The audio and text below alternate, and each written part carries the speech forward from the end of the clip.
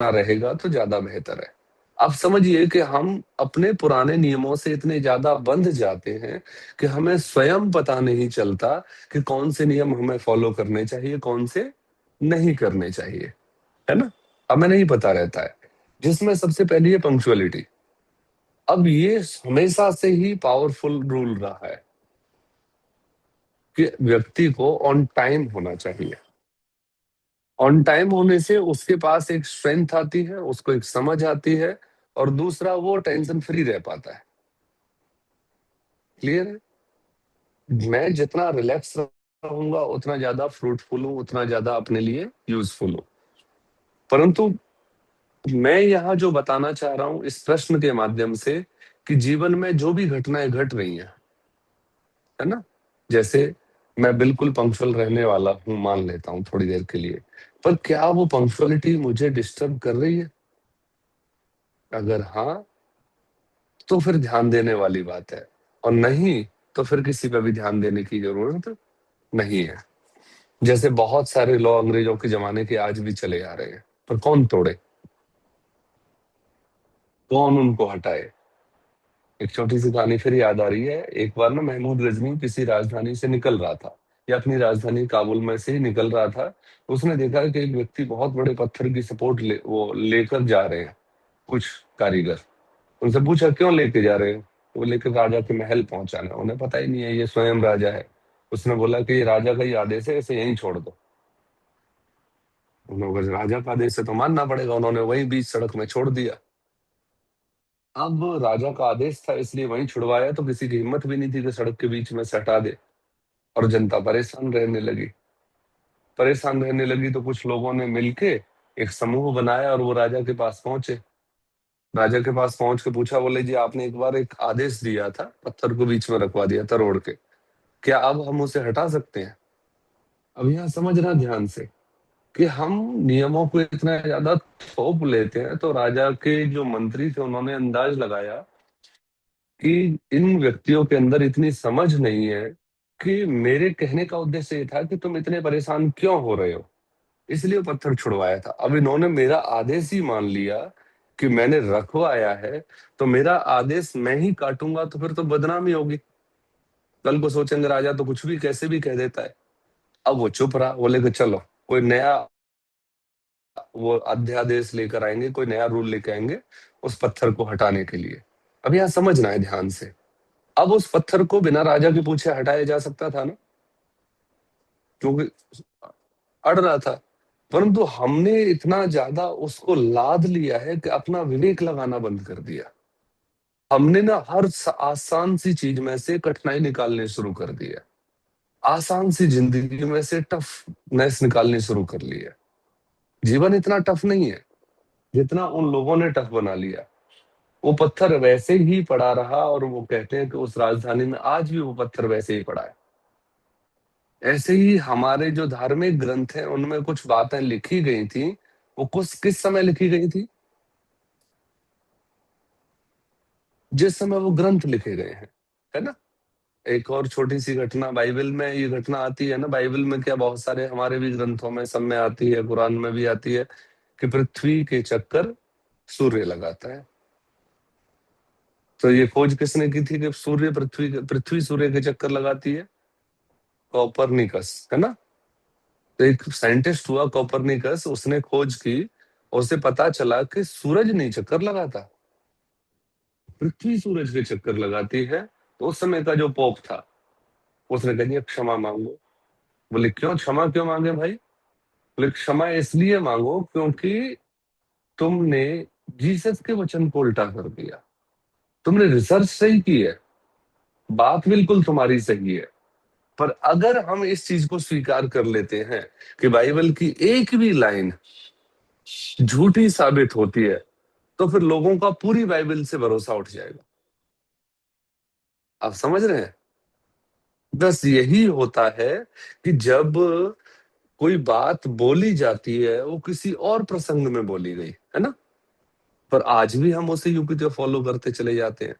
तो यही चीजें हमें अचेत और सचेत दिखाती हैं कि जब हम अपनी समझ का इस्तेमाल नहीं करते तो हम अचेत हैं, बेहोश हैं, और अपनी समझ का इस्तेमाल करते हैं तो सचेत है।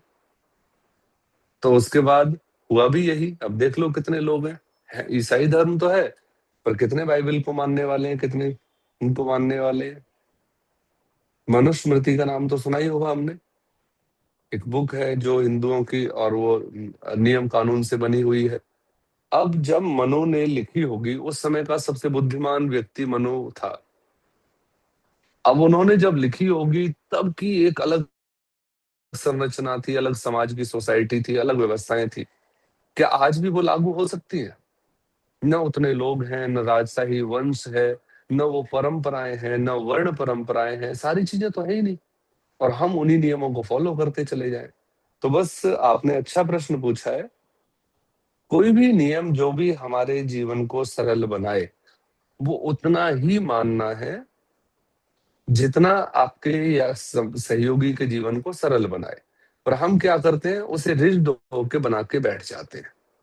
बस रिज्ड नहीं होना है हमें, अति में नहीं रहना है। पेंडुलम देखा है, पेंडुलम फुल राइट जाता है तो फुल लेफ्ट भी जाता है। वो अति में रहता है, अति में रहता है तो वो जिंदगी भर झूलता रहेगा, रुकेगा वो बीच में? अगर उसे रुकना है तो सेंटर में आना पड़ेगा। ऐसे ही हमारे जीवन में जितने भी रूल्स हैं, वो रूल्स अति वाले नहीं होने चाहिए।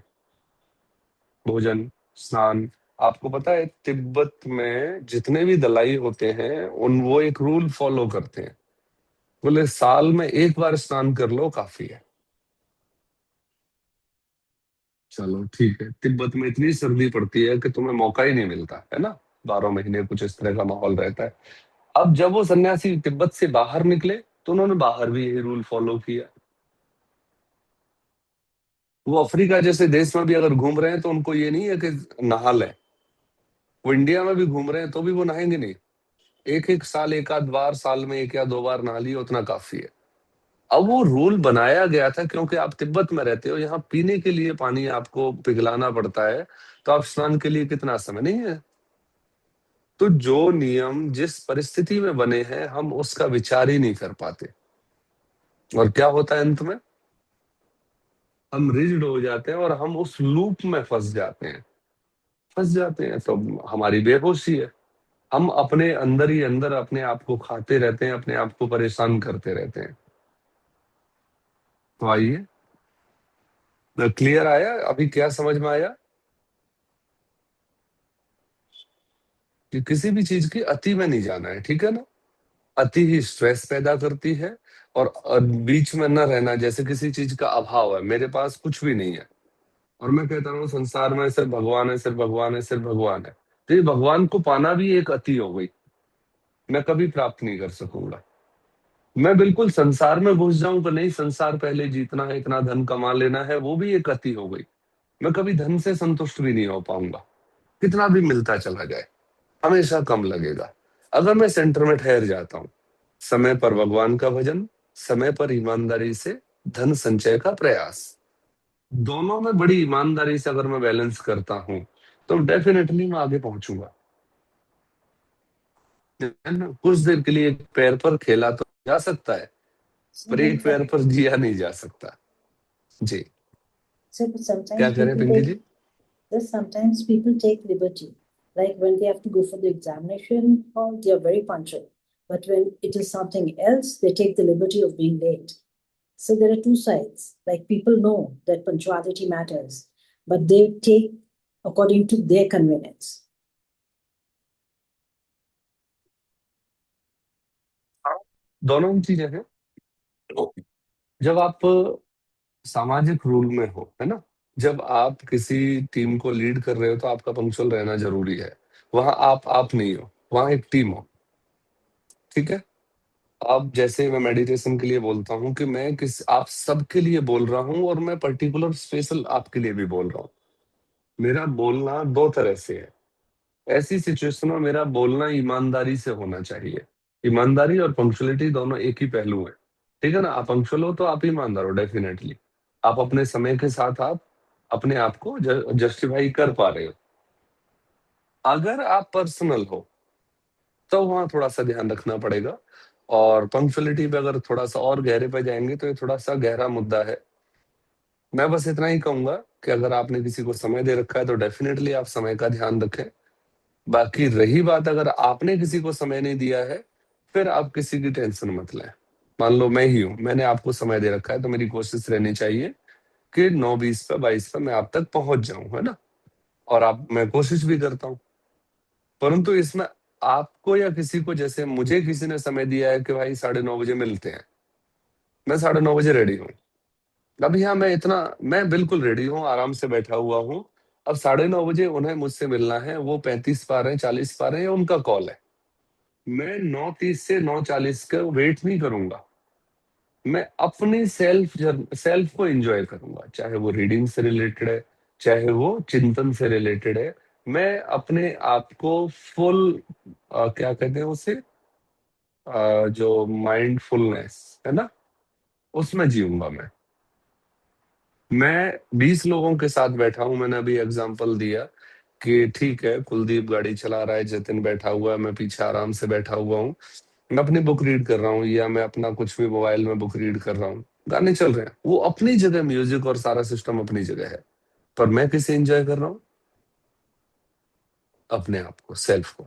अब उसमें कौन सी घटना घट रही है, कैसे घट रही है, कौन क्या कर रहा है, इससे ही तो अपने आप को मुक्त करना है। क्लियर है?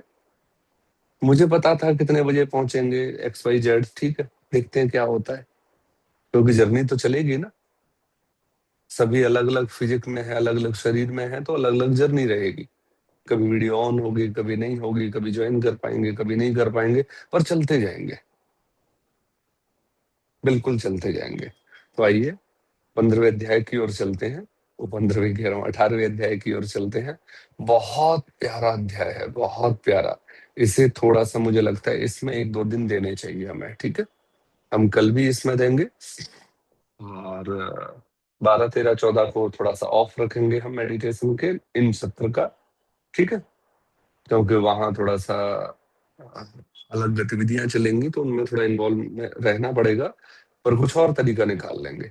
तब तक हम इस भगवत गीता के अध्याय को लेकर चलेंगे, 3 या 4 दिन जो भी हमारे पास, उन चारों दिन भगवत गीता को पूरी तरह से करेंगे। इससे रिलेटेड और भी क्वेश्चंस लेके आएंगे, ठीक है। तो आज अंतिम अध्याय है भगवत गीता का, 18वां अध्याय। इसे अंतिम अध्याय को हम अगले 4 दिन, सोमवार, मंगलवार, बुधवार, बृहस्पतिवार और आज संडे, 5 दिन खींचने वाले हैं। खींचने वाले इसलिए हैं क्योंकि ये अध्याय सच में पूरी भगवत गीता को समेटे हुए है। 18वें अध्याय का नाम है मोक्ष संन्यास योग।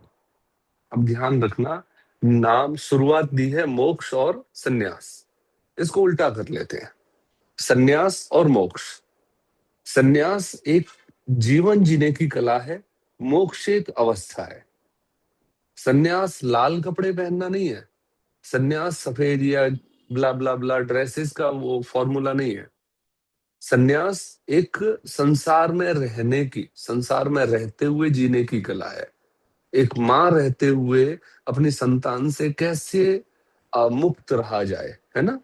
एक पत्नी रहते हुए पति से किस प्रकार डिटैच रहा जाए, और किस प्रकार उनसे डीपली अटैच रहा जाए। ध्यान से समझना, हम अटैच भी होंगे, हम डिटैच भी होंगे, तभी हम अच्छे तरीके से अपने पार्टनर को, अपने बच्चों को या अपनी फैमिली को जान पाएंगे, अपनी सोसाइटी को। हम किस में रहते हैं, जैसी हमारी आज के सत्र की शुरुआत हुई थी, हम या तो अटैच रहते हैं या डिटैच रहते हैं, सीधा। या तो हम पूरी तरह से समर्पित होते हैं, या खून पीने को उतारू हो जाते हैं। बस इससे बड़ा दुश्मन मेरी जिंदगी में कोई नहीं, बिल्कुल अपोजिट होते हैं। पर सन्यास क्या कहता है? अच्छी तरह से व्यवहार करना सन्यास है। सम माने अच्छा, न्यास माने व्यवहार। आप होश में जब व्यवहार करने लगते हो तो सन्यास है। आपने अभी मुझे कुछ कहा XYZ, जो बड़ी शक्ति लगा के आपने बोला, बड़े अच्छे शब्द ढूंढ के बोला, और मैं खुश हो गया, अरे वाह, मुझे तो आज प्रशंसा हुई, मैं बह गया। किसी ने मेरी बुराई की और मैं दुखी हो गया, मैं बह गया, परंतु मैं बिल्कुल रिलैक्स बैठा हुआ हूं। आपने कुछ भी बोला, मेरे मन ने, मेरे मस्तिष्क ने डिसाइड किया, तो कोई बात नहीं, है ना। और कोई बात नहीं ने मुझे इतना रिलैक्स रखा कि सच में मैं डिस्टर्ब नहीं हुआ। तो ये संन्यास है। संन्यास इतनी सरल और इतनी सटीक अवस्था है कि 18वें अध्याय में जाके आई है। और मोक्ष, मोक्ष एक हर समय बीतने वाली अवस्था है। संन्यास जीने की कला है, मोक्ष रहने की अवस्था है। यहाँ जीना सीखते हो और फिर आप मोक्ष में अपना स्थान निश्चित कर लेते हो, या कह लो कि मोक्ष को जीवन में ले आते हो। अब अर्जुन पूछ रहा है कि संन्यास क्या है, त्याग क्या है। पहला ही श्लोक है, भगवान श्री कृष्ण से कि संन्यास किसे कहते हैं। तो भगवान श्री कृष्ण उसकी तरफ देख रहे हैं कि चलो थोड़ा सा अपने प्रश्न को और एक्सप्लेन करेगा तो मैं और बोलूंगा। बोले क्या संन्यास संसार को छोड़ना कहते हैं? क्या संन्यास अहंकार को छोड़ना है? क्या संन्यास फल की इच्छा छोड़ना है? क्या है संन्यास? तो हम पहले पढ़ के आए, उसी में से उसने प्रश्न उठाया है। तो अर्जुन के हिसाब से क्या है? क्या संसार छोड़ देना संन्यास है? क्या अहंकार छोड़ देना संन्यास है? क्या कर्म की इच्छा छोड़ देना या फल की इच्छा छोड़ देना संन्यास है?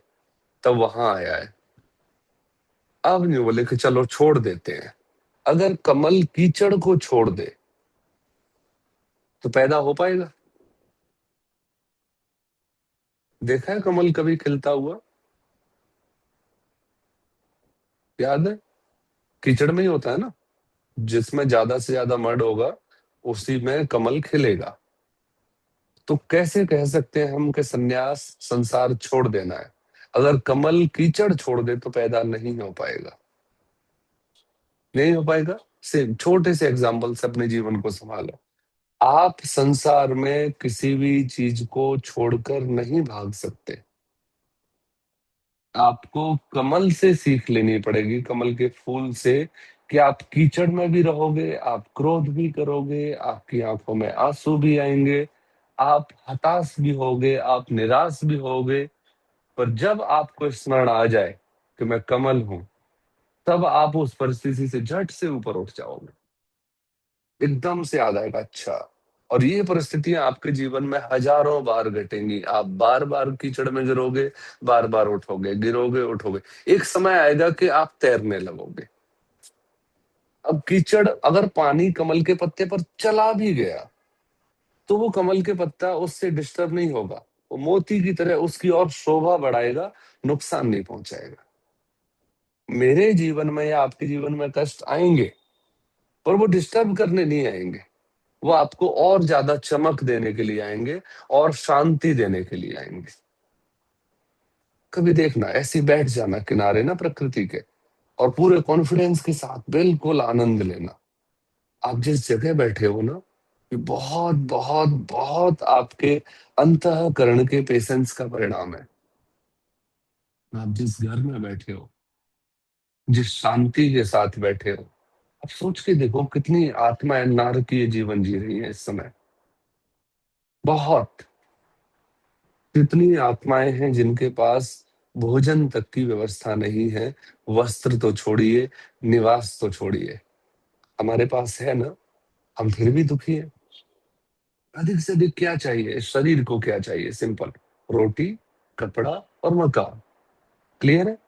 ये छोटी सी बिल्कुल तुच्छ चीजें हैं ये। रोटी गुरुद्वारे, मंदिर, मस्जिद में पूरी हो जाएंगी, हो जाएंगी ना। आपको कोई कोई मना नहीं करने वाला। दोनों टाइम, तीनों टाइम खूब आओ, खाओ, पियो, मौज करो।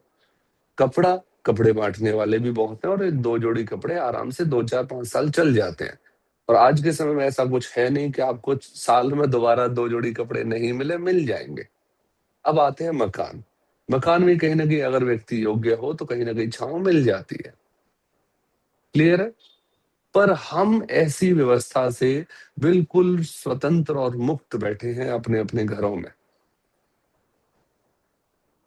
हम स्वतंत्र बैठे हैं, मुक्त बैठे हैं, तभी ये भगवत गीता हमारे अंदर घट पा रही है। परंतु हम मुक्त तो बैठे हैं इंटेंशन से, पर हमने जो बाहर से आडंबर और ओढ़ लिया है, इससे मुक्ति ही सन्यास है। हाँ, भगवत गीता में अर्जुन जो पूछ रहा है वो हमारे लिए पूछ रहा है। अर्जुन जा चुका, कृष्ण जा चुके, न अब यहाँ कोई अर्जुन है, न अब यहाँ कोई कृष्ण है। अगर ये बात आई है तो ये पर्टिकुलर हमारे आपके लिए आई है, नहीं तो क्यों गूंज रही है बात। तब वहां ध्यान आता है कि हमने जो भी चारों तरफ इकट्ठा किया है, अब बस इनफ करना चाहिए। सच में अब रोकना पड़ेगा, ये भागदौड़ बिल्कुल रोकनी पड़ेगी। जब हम अपनी भागदौड़ रोकेंगे ना, तब अस्तित्व की भागदौड़ हमें और दौड़ाएगी। हमें लग रहा है कि अभी मुझे दौड़ना है, पर सच्चाई ये है कि हम व्यर्थ में दौड़ रहे हैं। अस्तित्व ने पहले ही हमें बहुत दौड़ा रखा है और अभी छोड़ेगा भी नहीं वो, अभी तो और दौड़ाएगा। आज भी अगर आप अपने पूरे दिन की दौड़ को देखो तो एक छोटा सा आरओ सेट करवाने में लगभग 3 घंटे लगे। मैं अनुभव से बता रहा हूँ, उस 3 घंटे मैं यही होश में रहने की कोशिश करता रहा कि ये पल तो गुजरेगा अपने हिसाब से, क्या मैं होश में रह सकता हूँ। मैं उस पचड़े में बिल्कुल नहीं पड़ना चाहता। जो करना है, नुकसान करना है, कर लो खुद मिलके। पर जब कोई नहीं है तो अस्तित्व तो खींचेगा आपको। उसने उठाया, कोई घर पे था नहीं, उस समय भेज दिया, मैं फंस गया। क्लियर है। मैं बचता हूँ सारी चीजों से। मैं 100, 200, 500, 1000 का फालतू नुकसान कर दो, पर मुझे मुक्त रखो घर गृहस्थी से। और फंस गया। अब अस्तित्व तो ऐसे आपको खींच के डालेगा, और कुछ आप ऐसे खींच के अपने लिए ले आते हो पंगे। तो बचे कहाँ हम। फिर कहाँ से सन्यास पैदा होगा, कहाँ से मोक्ष पैदा होगा। और वो छोटा सा काम था, 10 मिनट लगती है कनेक्शन करने में और ड्रिल करके टांगने में, बस इससे ज्यादा नहीं लगती ना। फिर भी 3 घंटे लगे, 11 से 2। और मैं बस देखता रहा तमाशा, सिर्फ तमाशा देखा है कि अस्तित्व को तुझसे ज्यादा मजे लेने वाला इस दुनिया में कोई नहीं है। अगर आप इस तरह से देखना शुरू करोगे तो आपको पता चलेगा, पता नहीं कौन दौड़ाए चला जा रहा है हमें, और हम खुद भी दौड़े चले जा रहे हैं। ऐसा नहीं वैसा कर लो, वैसा नहीं ऐसा कर लो। तो प्लीज, सन्यास किसे कहते हैं, अर्जुन पूछ रहा है। अब आप आंसर दो। संसार छोड़ना, अहंकार छोड़ना, या फल की इच्छा छोड़ना।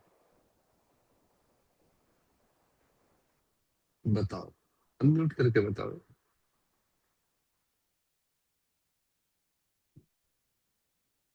फल की इच्छा छोड़।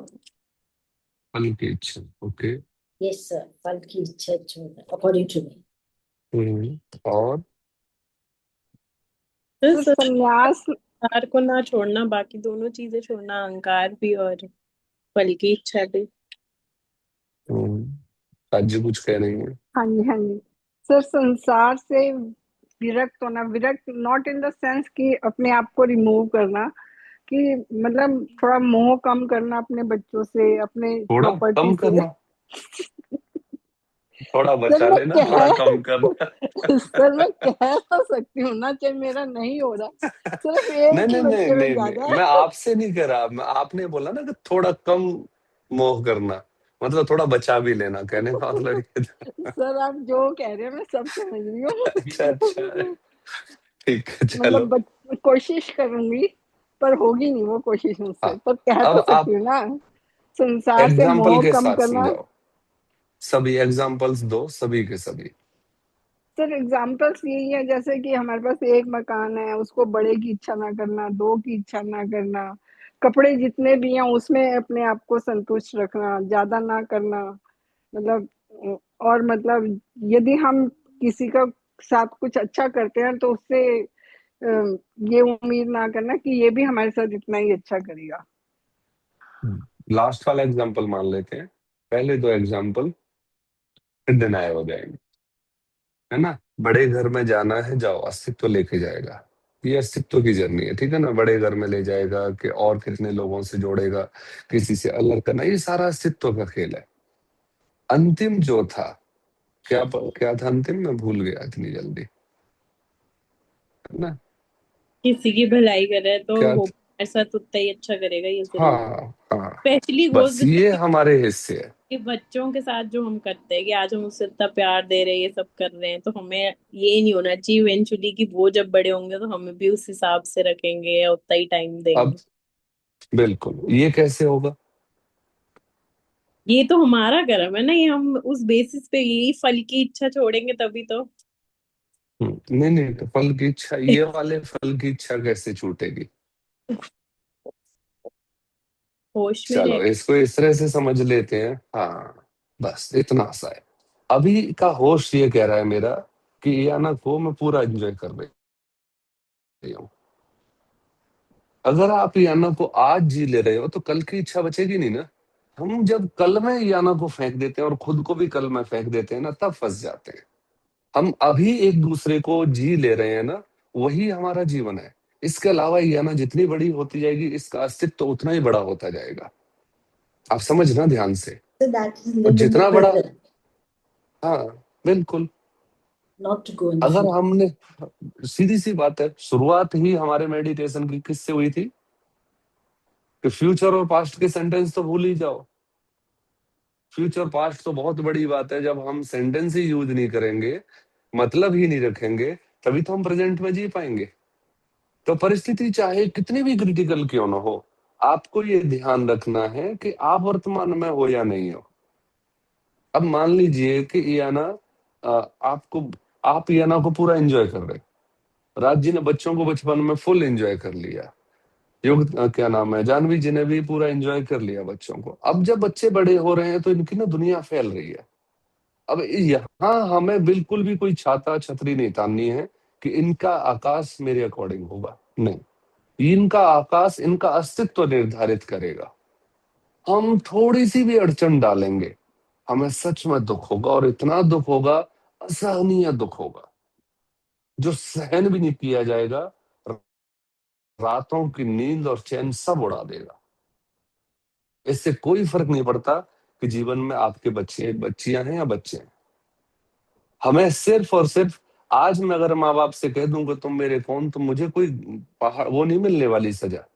मैं अगर अपने माँ बाप को डिनाई कर दूं कि धन्यवाद, मेरा आपका रास्ता यहीं तक था, तो मुझे कोई ऐसा नहीं भगवान कहेगा कि तूने अपने माँ बाप को छोड़ दिया ना। कुछ भी नहीं है। शंकराचार्य 13 साल के थे, माता जी नहीं छोड़ रही थी, नहीं छोड़ रही थी।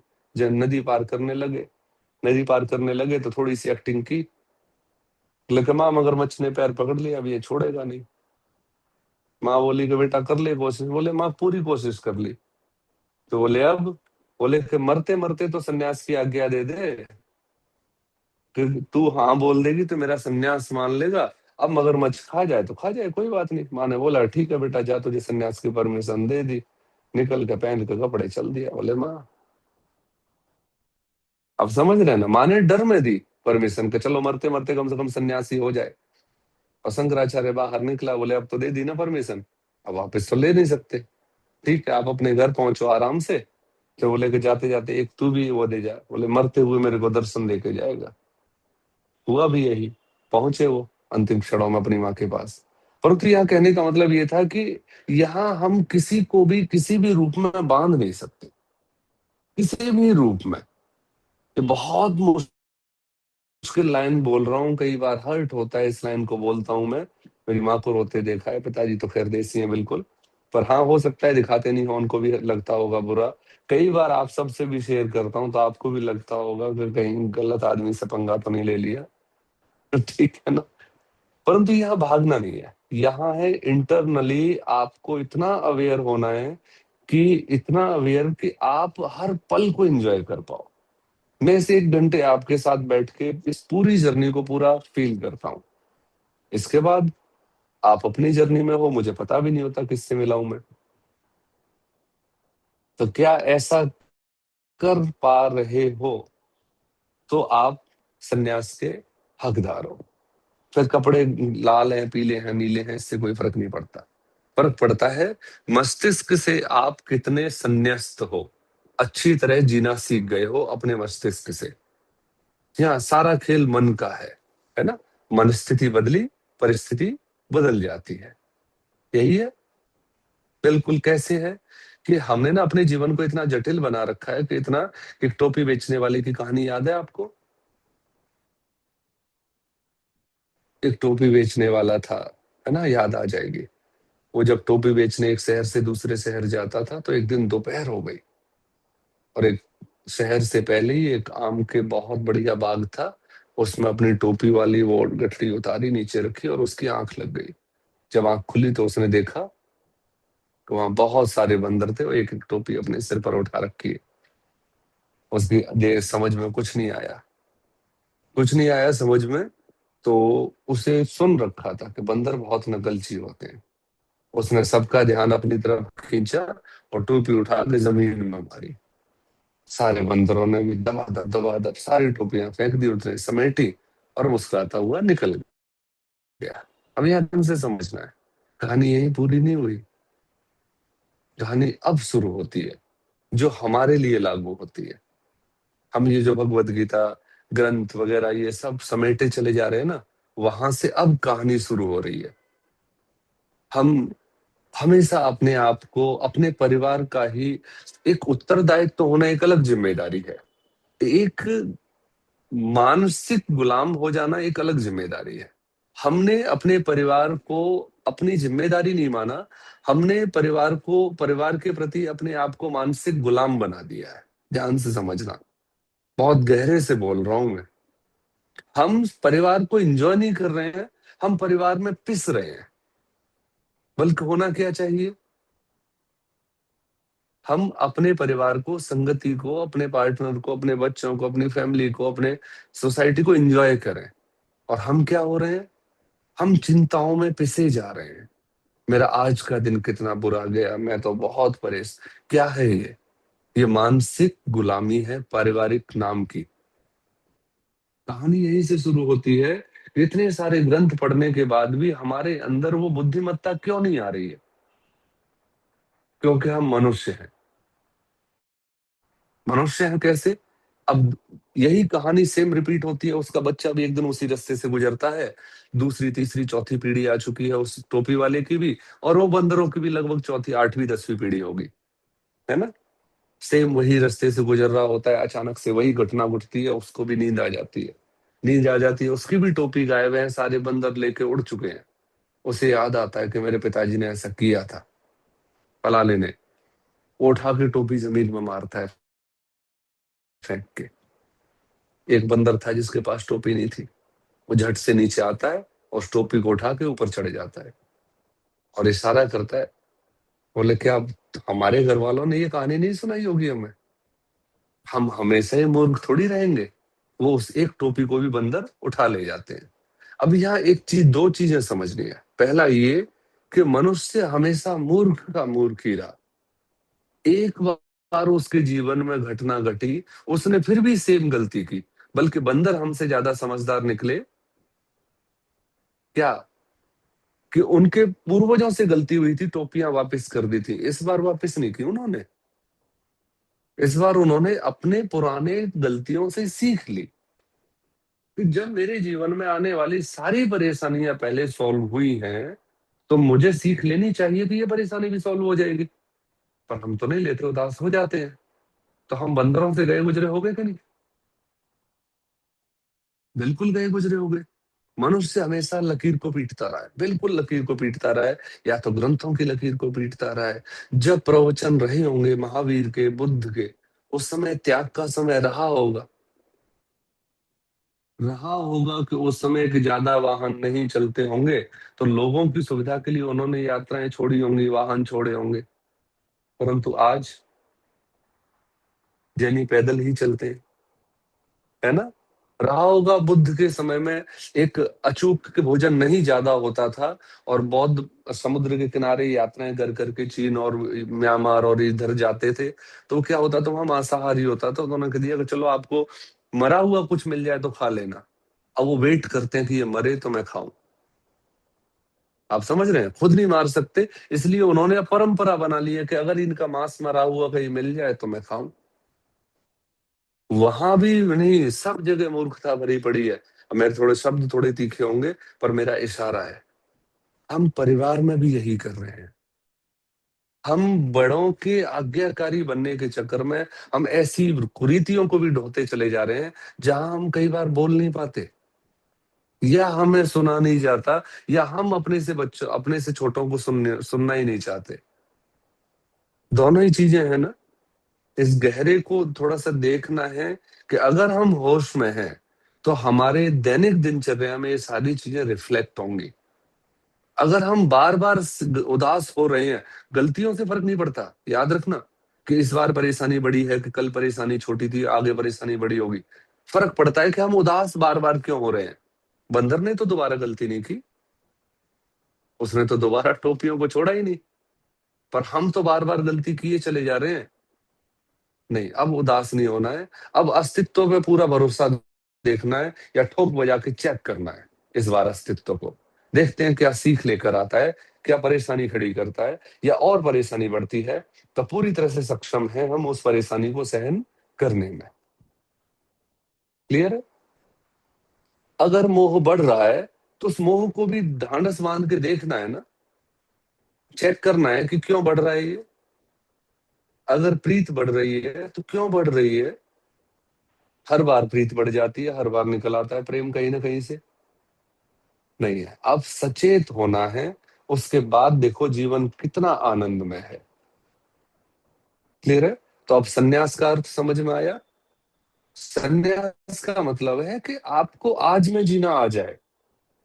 आज में जीने का मतलब है कि अगर आपने मुझे कुछ भी XYZ उल्टा कह दिया तो भी मैं शांत हूं। मुझे पता लग जाए कि मान लो कुलदीप ने मुझे XYZ कुछ भी बोल दिया और मेरे कान पे जूं तक नहीं रहेंगे, इसलिए नहीं कि मैं बह रहा हूं, ठीक है, इसलिए क्योंकि मुझे सुनाई दे रहा है, पर कौन बोल रहा है? कुलदीप बोल रहा है। कोई बात नहीं, जब आएगा उस ठिकाने तो अपने आप समझ में आ जाएगी बातें। क्लियर हो गया? मैं बिल्कुल रिलैक्स हूं, और अगर उसने कुछ अच्छी खुशखबरी आके दी है तो भी मैं रिलैक्स हूं, कोई बात नहीं, ठीक है, बात खत्म। तो ये है सन्यास। अर्जुन इसी को जानने की कोशिश कर रहा है। भगवान श्री कृष्ण ने पूरे अध्याय में यही समझाने की कोशिश की है कि आप अंदर से संन्यास्त हो जाओ, बाहर की जरूरत नहीं है। बाहर से वो खुद भी राजा थे और अंदर से योगी। भगवान श्री कृष्ण का पूरा नाम क्या बोला जाता है? योगीराज श्री कृष्ण। बाहर से राजा थे, बाहर से गोपियों के साथ नृत्य भी चल रहा है, बाहर से एक चरवाहे भी हैं, बाहर से एक योद्धा भी हैं, बाहर से एक राजा भी हैं और सेनापति भी हैं किसी को। अब एक द्वारकाधीश जिसके आगे सारे नाच नाच रहे हैं, आप समझिए। और फिर उसे जिम्मेदारी दी गई कि जा दुर्योधन के यहाँ जाके 5 गांव की भिक्षा मांग के ले हमारे लिए।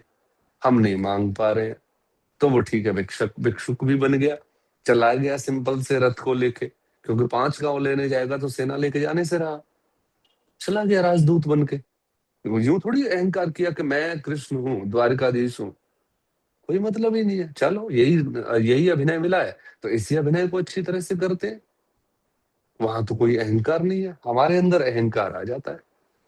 पर्टिकुलर व्यक्ति को तो नचा के छोड़ना है, या इसके कारण मेरे जीवन में कोई दुख है, कुछ भी नहीं है। ये सिर्फ सिर्फ और सिर्फ एक अभिनय है। आप यहाँ सिर्फ अभिनय करने के लिए हैं। अब इस अभिनय को पूरा आनंद लो। ये रील, ये पिक्चर, ये मूवी, ये सीन, ये पार्ट खत्म होगा। जैसे पहले बहुत सारी मूवी रिलीज हो चुकी है ना आपकी, ऐसे ही ये जो अभी करंट में चल रहा है ना, ये भी सब रिलीज हो जाएगा। और फिर उसके बाद आप हंसा करोगे रिप्ले कर करके, जैसे शादी की कैसेट देख के हंसते हो ना। अभी मैं सिस्टर को लेके जयपुर जा रहा था, उसने 2 किलोमीटर दूर से गाड़ी मुड़वा दी, पेन ड्राइव रह गया है। तो किस चीज का? बोले शादी का। मैं तो चलना, थोड़ा काम कर। तो जैसे हम रिपीट करते हैं ना, तो रिपीट करेंगे, हम खुश होंगे कि यार मैं क्यों दुखी होती थी। देखो समय तो निकल गया ना, समय को निकलने दो अपने अच्छे तरीके से। अब आता है कि चलो सन्यास में हमने अपने आप को जीना सीख लिया, छोड़ें क्या जिसमें से हम अपने आप को निकाल पाए। एक मूर्तिकार जब मूर्ति बनाता है तो एक प्योर पत्थर लेता है, बस वो एक शिला लेता है ना, गोल सी शिला लेता है जिसका कोई मुंह नहीं, कोई आकार नहीं। उल्टी कर दो तो भी पत्थर, सीधा कर दो तो भी पत्थर। ऐसा ही होता है जिसमें से मूर्ति निकालता है वो। फिर वो तोड़ना शुरू करता है, उससे ना हटाना शुरू करता है। मूर्ति उसमें पहले से ही मौजूद है। आपने देखा है कि मूर्ति उसमें डालता है या पत्थर निकालता है एक्स्ट्रा?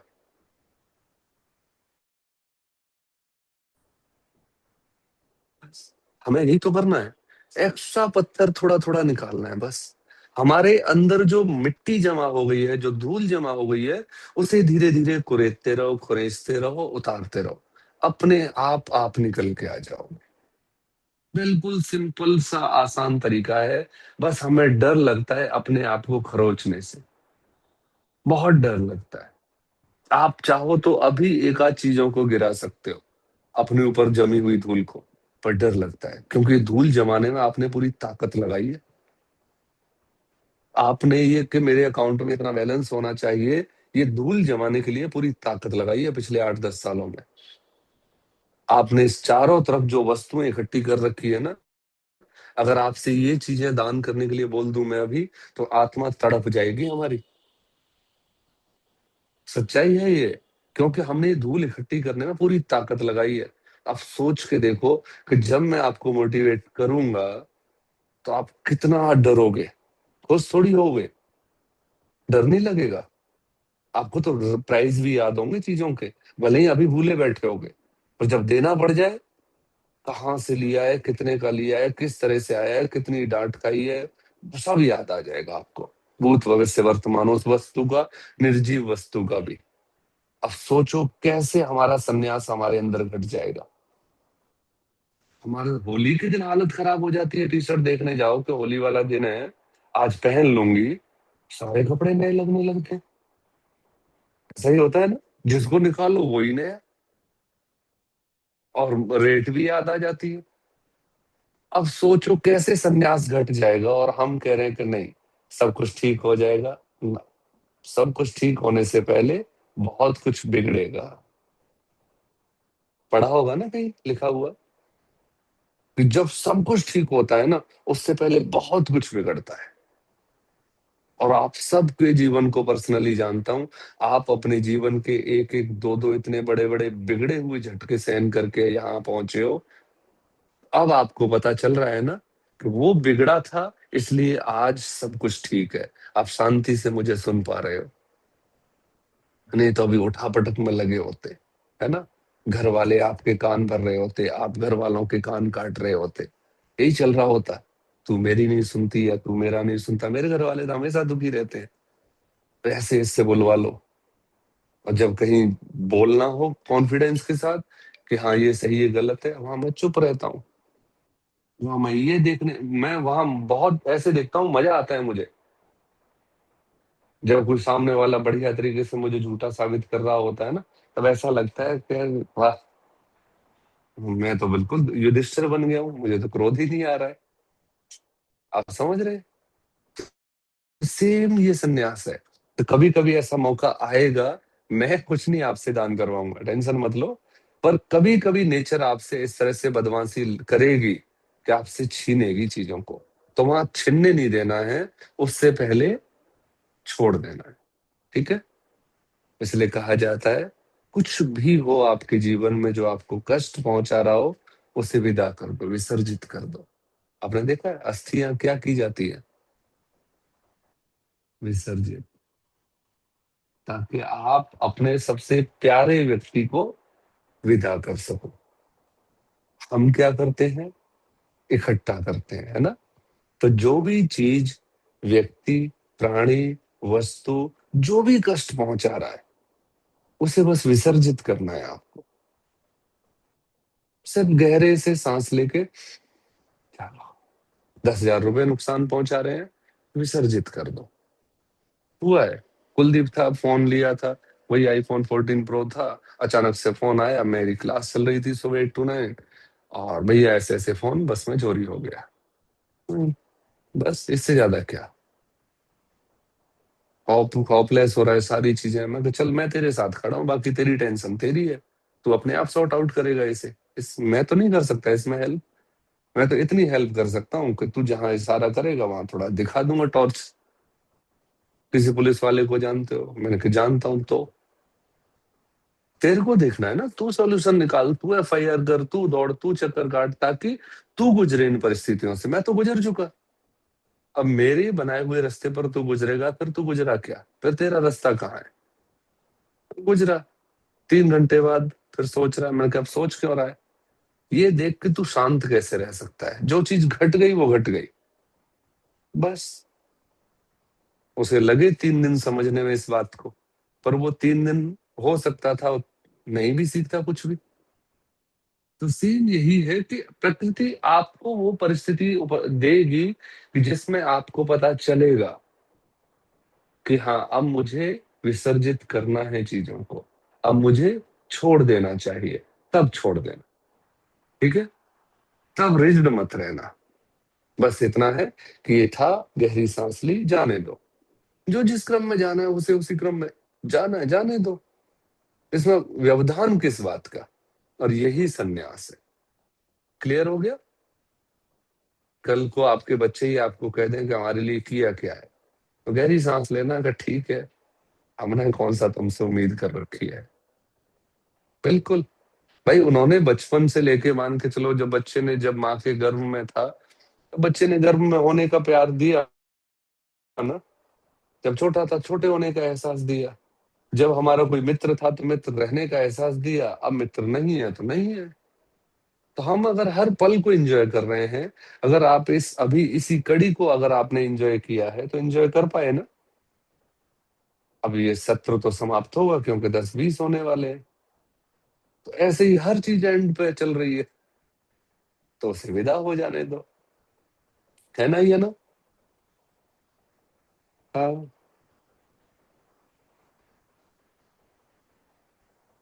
ठीक है, ठीक है। तो बस वही है निवेदन। जी जी। हेलो। क्या कर हेलो, रहा? आपको देख रहा था, आपसे बात कर रहा था मैं। फिर जब आप क्लास की फिनिश होगी तब आप सुबह में निकल आ जाना, ठीक है? ठीक ठीक ठीक है बेटा। अब मैं या तो आप मन से नहीं बुला रहे हो, है ना? मिनी जूस से एक अच्छी सी स्लाइम लेके आई हूँ। अच्छा, स्लाइम लेके आए हो, तो एंजॉय। इसने स्लाइम की रोटी खिलानी ना सर आपको, अच्छा अच्छा। इसलिए मैं अच्छी लेके आई हूँ। ओके ओके, पक्का आऊंगा, मैं पक्का आऊंगा, ठीक है। फिर अम्मा जी जल्दी फिर हमको बोल दूंगी 2 वाली पैक यूनिकॉर्न वाली दे दो, ठीक है? ठीक वो ठीक है, दोगी नहीं, फिर मैं चीज वाली लूंगी, फिर मैं यूनिकॉर्न वाली लूंगी, फिर मैं आपकी रोटी बनाऊंगी ऐसे। ठीक। वैसे मैं आज 2 भांजियों से खाना खा के आया हूँ, डांट वाला, ठीक है ना? अब मैं भले ही मैं आध्यात्मिक हूँ, पर शरीर मेरा भी बोर हो जाता है कि यार इतनी, इतने कप चाय पिला दी उन्होंने, इतने कप चाय पिला दिए, अब 1 सेकंड में फिर मैं तो उनकी चाय, चाय बन जाती है। फिर आपकी रोटी फिनिश होगी तब मैं आपको चलान की चाय बना के रखूंगी, ठीक है?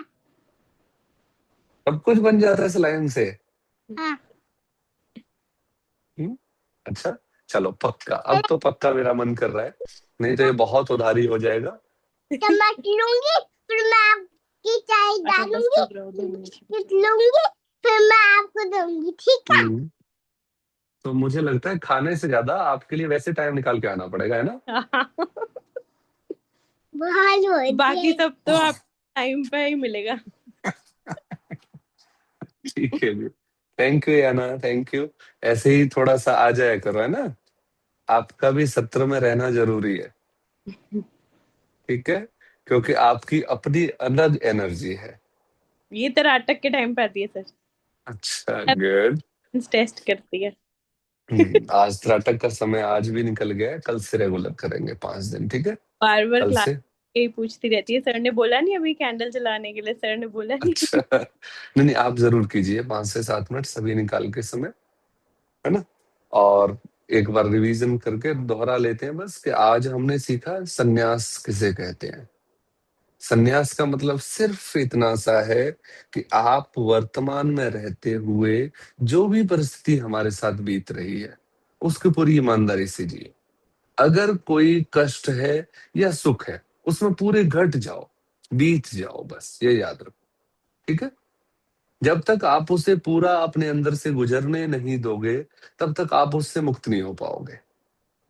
हम बीच में अगर उससे भागने की कोशिश करेंगे तो चीजें हमारे साथ और ज्यादा चिपक जाएंगी। आप इतने सरल हो जाओ कि वो सारी चीजें आपके अंदर से गुजर जाएं। इतना हार्ड नहीं हो जाना है कि चीजें गुजरे नहीं, आपके अंदर फंस के रह जाएं, ठीक है ना। आप इतने ज्यादा, अगर कोई उदासी आपके ऊपर से गुजर रही है तो उसे पूरी तरह से एब्जॉर्ब होने दो। आप पूरे जो जो उसके बारे में सोच सकते हो सोच जाने दो उस मस्तिष्क को, और फिर देखना कि धीरे से बादल छटने शुरू हो जाएंगे। हम जब रोकते हैं तब वो अड़चन बन जाती हैं चीजें। क्लियर है? तो मैं उम्मीद करता हूं कि आप अपने पल को एंजॉय करेंगे, जैसा भी है, जैसा भी है, ठीक है। सबका समय बीत रहा है, ये समय भी बीतेगा। तो आज इतना ही रखते हैं। प्लीज स्टार्टअप जरूर कीजिएगा, है ना। Thank you. कल से मैं भी आपके साथ करूंगा। थैंक यू जी, नमस्कार जी, thank you. Thank you sir.